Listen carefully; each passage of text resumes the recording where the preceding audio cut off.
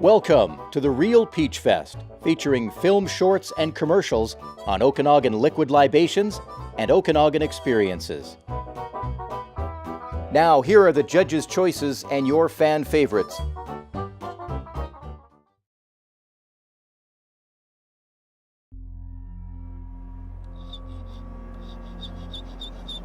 My name's Tim. I'm a professional climber and my speciality is ice and mixed climbing. I've been invited to come here by Adam Toot and also Dean as well. These are the two of the local guys. They've been doing some climbing around here on this really cool waterfall called Christie Falls.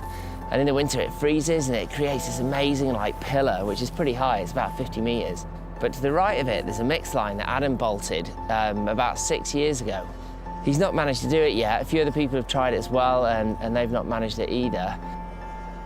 It's got a beautiful 15, 20 meter piece of ice to get up onto the rock and hanging daggers. What more could you want?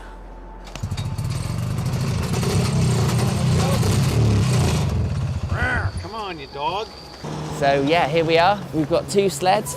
This old relic here is from 1996 and it's not working, so we've left that here. So we're doing shuttle runs to go into the waterfall, which is about 12k from here. First time I came here was with Adam, and he showed it to me in the summer, but now we're here in winter, and it's a bit of a different scene. We're at 1,200 meters, and it's been below freezing for several months now, so it should be pretty good conditions for ice climbing.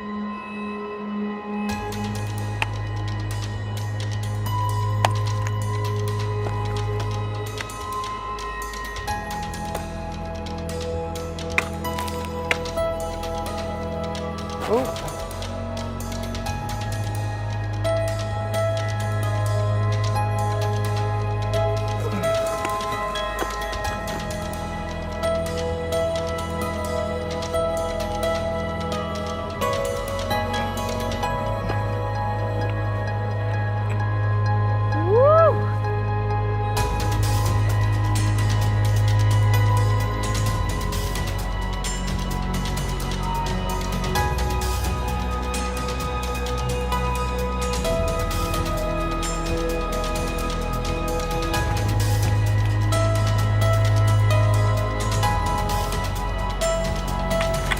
We finished.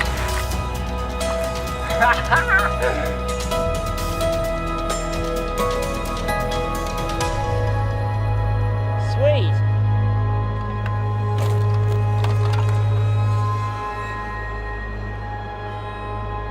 Phew.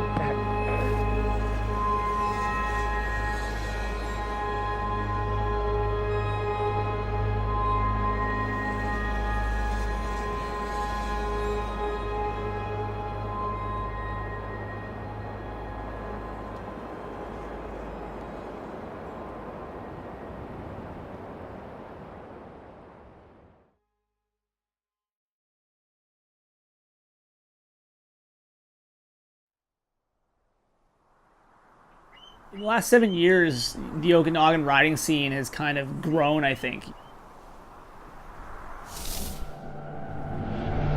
You're seeing a lot more influx of people from out of town or from out of province or from out of country to come here to ride and experience our trail systems. You know, and then once you get that tipping point where people are banding together to either protect trail systems or to make them better, I think you start to see a quality of trail that encourages other people to come participate in the sport, or encourages people from out of town to come participate in the sport here.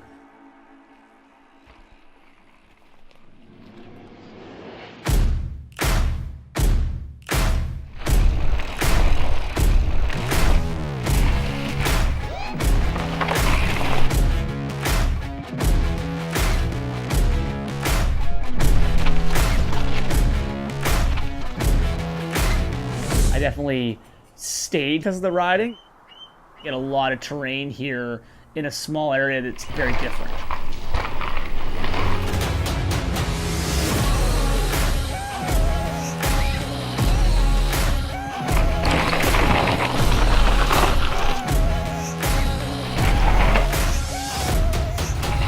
I felt kind of at home right away with that network, with that trail system, with the Okanagan. And I thought, hey, if there's more trails like this here, if there can be trails this good here, then I want to stick around and see what else there is.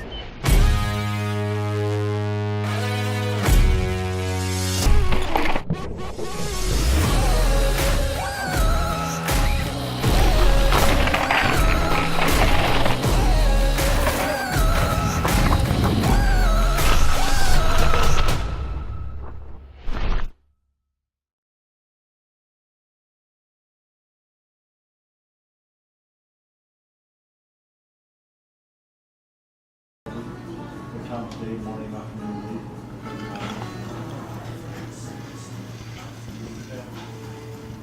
You got here too. Exactly one.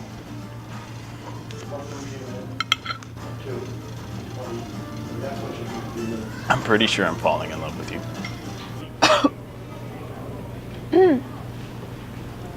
I'm pretty sure I'm falling in love with you too.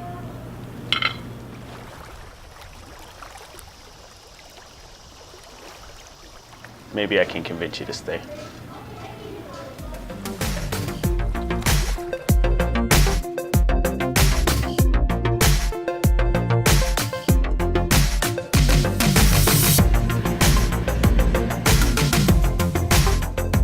Look at the size of this tray!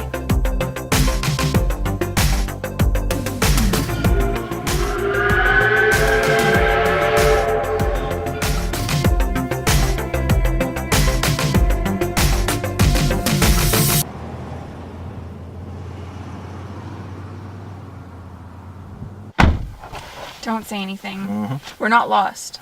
I know we're not lost, but your directions are kind of bad. Yeah, well, your breath's kind of bad. All the time?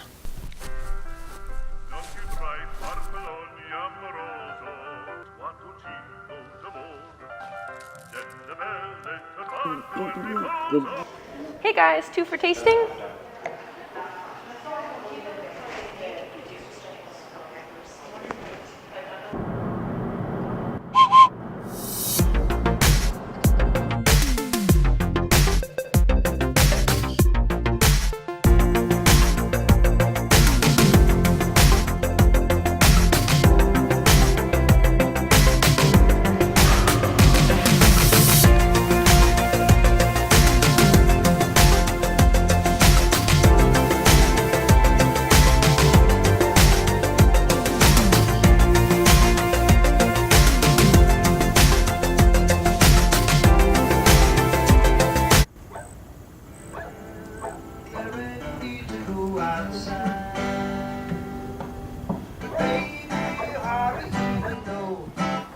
You know, I've had a really good day today. I had a great day. Do you think you might think about staying?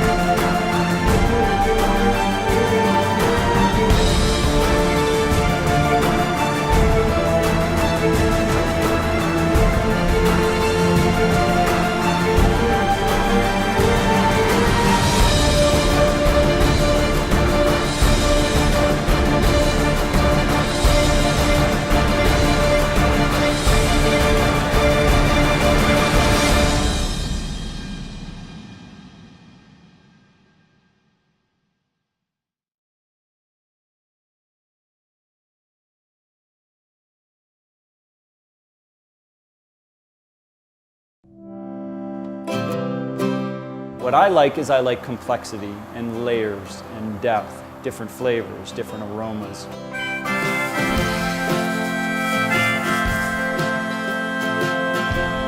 For me, it's not about just making gin, it's about making the best gin that we can make.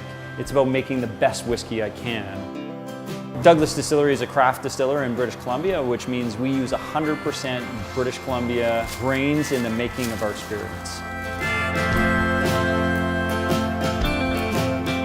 The name Douglas, spelt in Scottish Gaelic, means dark water. It's intended to be reflective of the source water that we're using to make our spirits, but it's also reflective of myself as well. It's my middle name. So we bring in our barley, it comes from Armstrong. We mill it here on site, we mash it, which is activating the enzymes that exist in the barley to break down the long chain starches to fermentable sugars. We pitch our yeast, and our yeast is the best creature we know in the world. It eats sugar and produces alcohol. From there we get a wash. We take that wash and we put it into the still, and on whiskey we do a double distillation process, so it runs through the still twice in a very traditional manner, much like they would do in Scotland. We take that spirit that we're producing today, we're doing our second distillation today, which is our rectification run, and we're going to be putting that into the barrel, and in 3 years' time we'll have whiskey. Hopefully it's good enough for us to enjoy. If not, it's going to sit a little bit longer in the barrel. I mean, distilling's easy. I did it in my staff accommodations with that still right there. But to make it to that next level, I think that's where lies the challenge. So for me, I don't want to just make a whiskey to put it in a bottle. I want to be at the Canadian Whiskey Awards dinner one day saying, we made the best whiskey in Canada. So we're not going to make a lot of whiskey, I know that, but I have to be known for making the best. So one of the things that we do at the distillery here is we're aging our whiskey in small oak barrels. We've had bourbon barrels taken apart and recoopered to smaller barrel aging. We give the spirit more exposure to the wood, so we get a faster maturation process. And we're doing the same thing with these 1 liter oak barrels that we sell in our Age Your Own Spirits kits. You can make your own whiskey at home. Of course, we can't call it whiskey until it's 3 years old. And you can season this barrel with port or sherry or bourbon or dark rum. And you're basically doing what we're doing at the distillery without having the big still, without having RCMP raids by illegally distilling at home, or fires or explosions. So yeah, it's a great opportunity to use something like this at home and experiment. Our goal here is to make high quality spirits at a profit if we can, at a loss if we must, but always high quality spirits.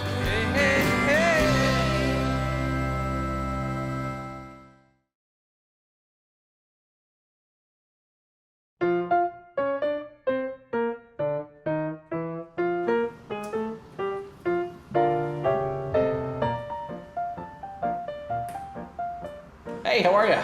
Hey, good. Good, good. What are you drinking? Got the Firehill Holy Smoke Stout. Ah, very good. That's, let me see. I think it's a 4.7%, 25 IBU. Wow, you know your beers. Well, don't want to brag, but I do. What do you got there? Oh, this Firehall False Alarm Bitter. Oh, that's a good one. That's like what, 4.8%, 35 IBU? Wow, very impressive. You also know your local craft beer, my friend. I do. Cheers to that. All right, let's see here. Have you ever had the Cannery Lake Boat Lager? Have I? Have you ever had the Cannery Lake Boat Lager while in the lake?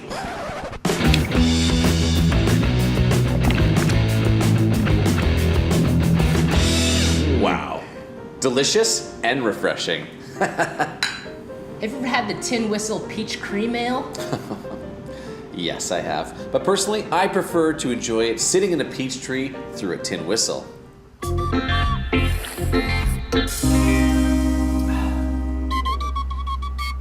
Whoa, that's a really good idea. Yeah, you have to try it. Okay, here, let's see. Have you ever had the Highway 97 Islay Scotch Ale? Of course I have. But have you had it on the highway in a kilt?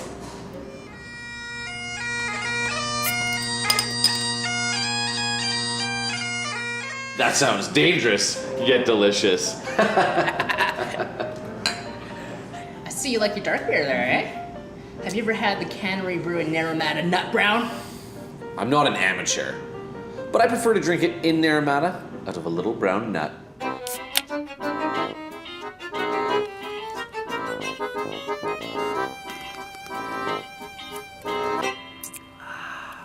That sounds delicious. There's nothing quite like it. Wow. Maybe when it comes to South Okanagan craft beer, we've done it all. I think so. Huh. Wait. Have you ever had the Bad Tattoo Tramp Stamp Pale Ale while getting a tramp stamp at Bad Tattoo?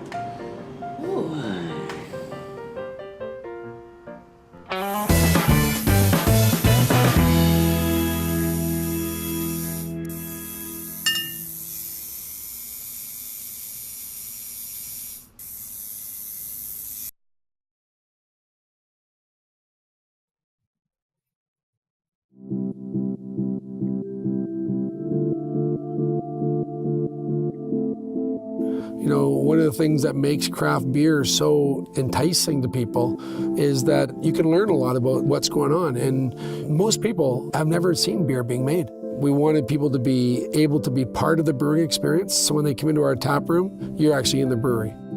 I think it's pretty amazing what the craft breweries do for the community. What makes Penticton that sort of cool cultural town in terms of craft beer and community is that we've got a beach to the north, a beach to the south. Both beaches are encased in parkland. It's the access to the valleys, the lakes, the trails. There's just so much going on.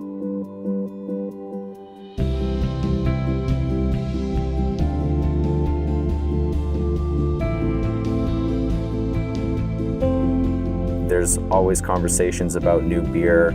It's crazy to see how many tables actually start pushing themselves together to make a bigger table. And it's all about experience for people. In Bad Tattoo, Penticton was a very early adopter to craft beer in BC. So I think there's always been a really good craft beer scene here. People love to come and meet up and have conversation. It's just really nice to see the look on people's faces when they enjoy craft beer and they've found their new favorite. Everyone knows about the Barley Mill. You know, this was kind of just a hangout for everybody in Penticton. And the brewery was put in place in 1997. It's open to the public to see, and you see everything. It does bring people together, and it strikes conversation. Anything goes in the brewing industry. It just brings out the artists, and it lets the imagination and the creativity of your brewer go wild. The whole town revolves around summer activities, hiking, mountain biking, rock climbing, and at the end of a hard day of rock climbing or mountain biking, who doesn't want to sit down and have a nice cold craft beer?